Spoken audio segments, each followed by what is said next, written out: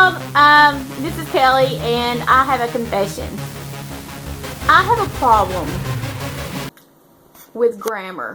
Now, I understand the basics of grammar. I mean, I know how to put a period at the end of a sentence, and question marks and exclamation points. I understand that. What I don't understand are commas. I just imagine some man sitting in a room way back in the 1600s or whatever, who needed to feel smart. So he made up all these rules for commas so he could laugh at people when they did them wrong. Like me. I understand like your and your. I get that. And I understand there, and there.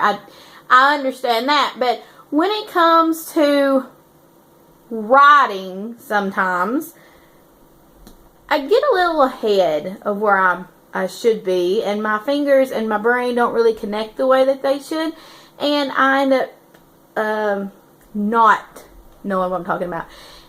Let me show you. Okay, I hope you can see that. Maybe. It says, working on my NaNoWriMo book, want 70K before the end of the month, hope to get there soon. Am writing.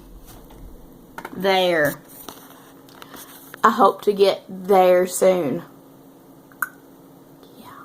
And the worst thing about that is it has been retweeted twice.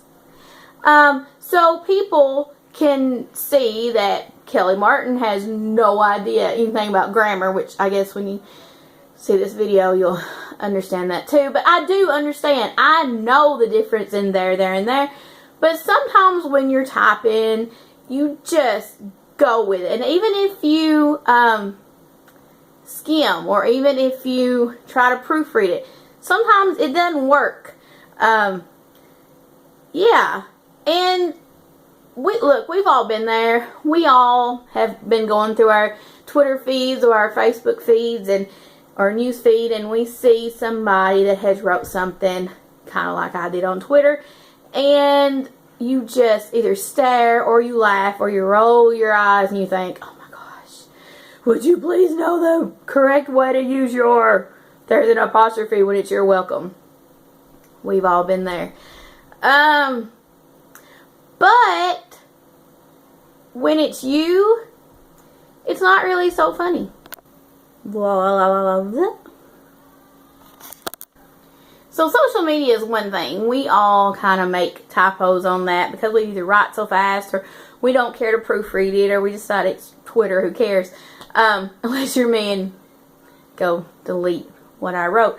But anyway, when you're writing books, sometimes, well, it's kind of the same way. You're writing really fast, and sometimes you just miss things. Like, I have some confessions. A lot of confessions today. You see this book? This is called The Deception of Devin Miller. In this book, it didn't make it in because I have an editor who has not actually let me live it down. But in this book, I said that Trey was a candy stripper, and I wrote stripper. He was a candy stripper, which led to a lot of Willy Wonka jokes that I actually can't tell you right now. And then in this, The Afterlife of Lizzie Monroe, the main character's name is Shane. I guess the main character is Lizzie, but really the main character's name is Shane. And it's just a typical morning. Shane is in his kitchen, and he's fixing a bowl of cereal. Instead of bowl, he put his spoon in his bowl, because I put extra E in it.